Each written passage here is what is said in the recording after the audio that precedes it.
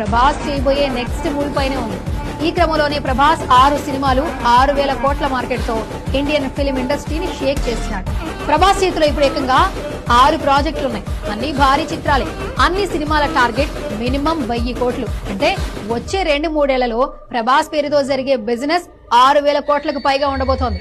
ఇక ప్రభాస్ నుంచి ఇమీడియట్ గా రిలీజ్ కాబోతున్న మూవీ కల్కి 2898 నాగశ్విన్ డైరెక్షన్ లో దాదాపు 500 కోట్ల బడ్జెట్ తో ఈ మూవీ నుంచి 2,000 కోట్ల బిజినెస్ ని ఆశిస్తున్నారు మేకర్స్. పైగా ఈ మూవీ 2 భాగాలుగా రాబోతోంది. బాహుబలి 2 రికార్డ్స్ ను బ్రేక్ చేయడమే టార్గెట్ గా ఈ మూవీని రెడీ చేస్తున్నారు.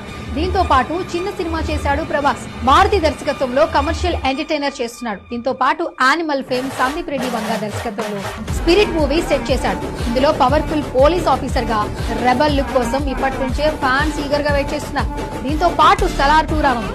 సలార్ పెద్ద హిట్ కావడం, మొదటి భాగంలో చాలా అంశాలను సస్పెన్స్